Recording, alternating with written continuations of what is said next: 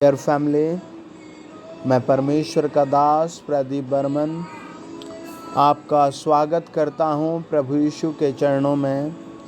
आइए प्रार्थना करें।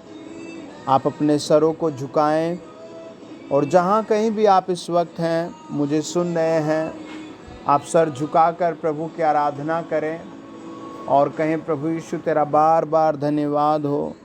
प्रभु यीशु तेरे सारे कामों के लिए धन्यवाद हो।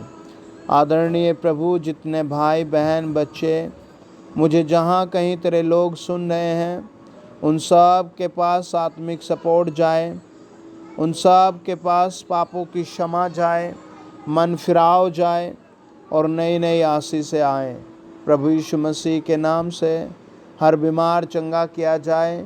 वचन बहुत गहराई से अंदर काम करे। हर दुष्टात्मा बांध दी जाए। इसी क्षण स्वर्गदूत आकर अरेस्ट करे बीमारियों को, दुष्टात्माओं को, निराशा को, फेलियर को। यीशु मसीह के नाम से ये विक्टोरी प्राप्त करे, सफलता प्राप्त करे। चंगाई की सफलता, नौकरी की सफलता, पैसे की सफलता, प्रेम शांति की सफलता, यीशु मसीह के नाम में आमीन। आज की प्रार्थना में हम उपवास के बारे में कुछ बातें पढ़ेंगे। बहुत सारे भाई बहन उपवास नहीं रख पाते। आप उपवास ज़रूर रखें। आधे दिन का, पूरे दिन का, 2 दिन का, 3 दिन का। आप अपने जीवन में उपवास का एक टाइम टेबल प्रभु के साथ जोड़ कर रखें। देखिए, एज़रा 8 अध्याय 21 वचन बताता है, मैंने वहाँ अर्थात अहवा नदी के तट पर उपवास का प्रचार इस आशय से किया कि हम परमेश्वर के सामने दीन हो और उसे अपने बाल बच्चों और अपनी समस्त संपत्ति के लिए सरल यात्रा मांगे। उपवास के फल के बारे में लिखा है। इज़रा ने लोगों को इकट्ठा किया और कहा, हम प्रार्थना के साथ साथ उपवास भी करें। आप अपने घर को इकट्ठा करें, पत्नी को, पति को, बच्चों को, सब लोग आप उपवास में बैठे। जब ऐसी एक मनता होती है तो परमेश्वर का वचन बताता है, पहली बात दीन यानी मन में लोग नरम हो जाते हैं, सभ्य हो जाते हैं। और फिर वो कहता है आपके बाल बच्चों पर और आपकी धन संपत्ति पर सुरक्षा बढ़ती है परमेश्वर की, है ना। उपवास के माध्यम से ऐसे फल निकल कर आते हैं। अब एज़रा ने क्यों उपवास रखा और क्यों लोगों से कहा कि तुम भी उपवास रखो? पहली तो कंडीशन है, वो कहता है बच्चे सुरक्षित रहें, धन संपत्ति सुरक्षित रहे। और दूसरी बात वो कहता है 22 वचन में, क्योंकि मैं मार्ग के शत्रुओं से बचने के लिए सिपाहियों का दल और सवार राजा से मांगने से लजाता था।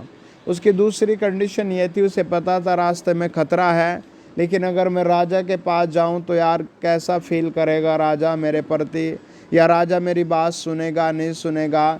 आपको परमेश्वर में इतना गहरा विश्वास रखना है। एज़रा ने अपने लोगों से कहा, हम राजा से नहीं मांग सकते लेकिन हम परमेश्वर से मांग सकते हैं। हम यीशु मसीह के नाम में उपवास रखेंगे और प्रार्थना करेंगे और उपवास के साथ परमेश्वर हमें आशीष देगा। और प्रभु ने ये किया, उसके लिए परमेश्वर ने ऐसा उसके साथ किया। आमीन। वचन बताता है, इसी विषय में हमने उपवास करके अपने परमेश्वर से प्रार्थना की और उसने हमारी सुनी, है ना। इस विषय में उसने प्रार्थना का ऐलान किया सारे रास्ते में, और सब लोगों ने, जितने विश्वासी थे, सब ने बात को माना और आशीष पाई भी। हालेलुया। आपके लिए भी प्रभु ऐसे ही अद्भुत काम करेगा जब आप अपने घर में उपवास रखेंगे। मैं एक बहुत अच्छी लड़की को जानता हूँ जो प्रभु में प्यारी बहन है, प्रभु में बहुत समर्पित है। जब वो यीशु मसीह के पास आई तब वो बहुत गरीब, दुखी, निराश, ठुकराई हुई, असफल थी। लेकिन जैसे जैसे उसे टीचिंग मिली, जैसे जैसे उसे वचन मिला, जैसे जैसे उसने प्रार्थनाएं ज्वाइन की, तो उसने एक भी मीटिंग नहीं छोड़ी, उसने एक भी प्रार्थना सभा नहीं छोड़ी। वो प्रभु को दान देने लगी, कम से कम पैसे में प्रभु के साथ ईमानदार रही और प्रभु ने उसकी ज़िंदगी में एंट्री करनी शुरू कर दी। उसकी शादी हमेशा एक छोटे परिवार में होने की बात थी, लेकिन फाइनली एक बहुत अच्छे लड़के से उसकी शादी हुई जो हमेशा प्रभु का भक्त है। जहाँ उसकी पहली शादी थी वो आदमी शराबी था, बहुत नकारा आदमी था, लेकिन उसकी अचानक डेथ हो गई और वो प्रभु पर इतना विश्वास करती गई। प्रभु ने आज उसको 2 बेटे 1 बेटी दी है और वो बहुत आनंदित है और प्रभु में बहुत समर्पित है।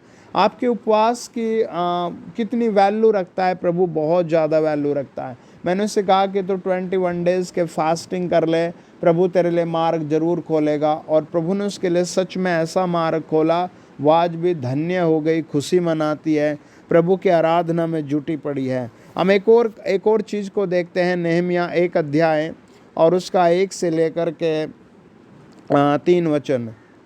हकल्या के पुत्र नेहमिया के वचन 20वें वर्ष के किसलेव नामक महीने में, जब मैं सूसन नामक राजगढ़ में रहता था, तब हनानी नामक मेरा भाई और यहूदा से आए हुए कई एक पुरुष आए। तब मैंने उनसे उन बचे हुए यहूदियों के विषय में जो बंधुआई से छूट गए थे और यरूशलेम के विषय में पूछा।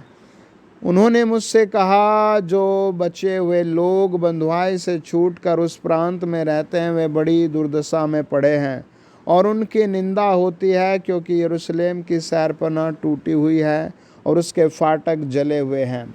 आपने दुनिया में आप जाते हैं, बस में, कॉलेज में, ऑफिस में, अपने काम पर या पड़ोस में, आप बहुत सारे लोगों की ऐसी प्रॉब्लम सुनते होंगे। नेहमिया वहाँ की परेशानी को सुनता और वो बताता है कि लोग बंधुआई में हैं और लोग बेचारे कष्टों में हैं। और उसने बताया कि शहरपनाह टूटी हुई है, बाउंड्री भी टूटी हुई है, और ऐसे उसने सारी प्रॉब्लम बताई।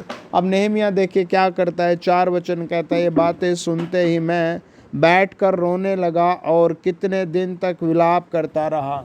और वो कहता है, जैसे मैंने इस दुख को सुना, मैं उपवास करने लगा। देखो क्या क्या करता है वो, ये बातें सुनते ही मैं बैठकर रोने लगा और कितने दिन तक विलाप करता रहा और स्वर्ग के परमेश्वर के सम्मुख उपवास करता रहा और यह प्रार्थना करता रहा। लोग उपवास प्रार्थना तो करते हैं, लेकिन नेहमिया के समान ये 3 काम भी आप अपनी ज़िंदगी में जोड़ें और आप अपनी प्रॉब्लम को सुनते हैं, अपने भाई की प्रॉब्लम को सुनते हैं, अपने पड़ोसी की प्रॉब्लम को सुनते हैं, किसी की भी प्रॉब्लम को सुनते हैं, तो आप प्रभु के सामने आ सकते हैं। हालेलुया। और जब वो ये प्रार्थना कर रहा था, उपवास कर रहा था, विलाप कर रहा था, रो रहा था, तब परमेश्वर ने उसके लिए क्या क्या वचन बताता है। 2 अध्याय का 20 वचन। तब मैंने उनको उत्तर देकर उनसे कहा, स्वर्ग का परमेश्वर हमारा काम सफल करेगा। हालेलुया। इसीलिए हम उसके दास कमर बांध कर बनाएंगे। हालेलुया। और वो परमेश्वर पर इतना कॉन्फिडेंस उसने देखा, रोया, उपवास किया, प्रार्थना किया और काम करने लगा। कई बार आदमी सोचता है मैं बस एक ही काम करता रहूं। नहीं, आपको आगे बढ़ना है, विजय प्राप्त करनी है। आपको कोई भी बिजनेस शुरू करना है, विजय प्राप्त करनी है। आप एक बार हार गए हैं, दूसरी बार हार गए हैं, आपको फिर से यीशु मसीह के नाम में खड़े होना है और प्रभु आपको ही विजय करेगा, क्योंकि आप लगनशील हैं। वचन बताता है, जब वो ऐसे रो रहा था, पूरे विलाप कर रहा था, तो प्रार्थना कर रहा था, प्रभु ने उससे क्या जवाब दिया। जब हम 2 अध्याय और उसका 1, 2, 3 वचन पढ़ते हैं, तो जो वहाँ का राजा था उसने पूछा, नेहमिया तेरा मन उदास क्यों है, तेरा चेहरा क्यों उतरा हुआ है, तू तो उपवास भी नहीं है और तू तो घायल भी नहीं है, तू तो जख्मी भी नहीं है, तू क्यों परेशान है। राजा ने उसके दिल को चौड़ा कर दिया, राजा ने उसके दिल को खोल दिया। आप भी माय डियर, जब आप उपवास करते हैं, प्रार्थना करते हैं, तो आप देखना, जहाँ लोग आपके लिए जाल बिछाए बैठे थे आपको ठुकराने के लिए, गिराने के लिए, वहाँ प्रभु आपके लिए रास्ता खोलेगा, उन लोगों को ही नरमदीन करेगा, उन लोगों के मन को बदलेगा, उनके घर की स्थिति को बदलेगा और वो आपके सहयोगी खड़े हो जाएंगे। प्रभु का वचन बताता है, राजा ने स्वयं उससे पूछा, तेरी क्या कंडीशन है, तुझे क्या हुआ। उसने कहा, प्रभु जी, राजा जी, मैं ऐसे ऐसी परेशानी में फंसा हूँ। उसने कहा, ठीक है, मैं तुझे छुट्टी देता हूँ, लोग देता हूँ, और जाकर आइए प्रार्थना करें, हाथ उठाओ। प्रभु आपके साथ भी ऐसे ही काम करेगा और प्रभु आपके साथ भी ऐसे लोगों को खड़े करेगा। आपके काम को सफल होने के लिए प्रभु ऐसे रास्ते खोलेगा।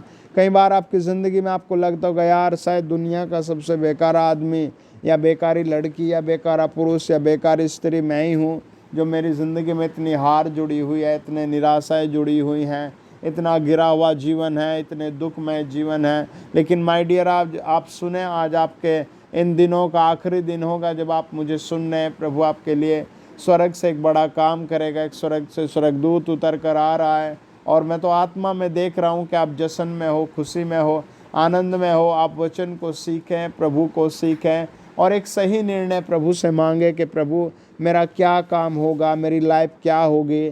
आप प्रभु के सामने कुछ ना कुछ गिदोन के समान चिन्ह मांगे।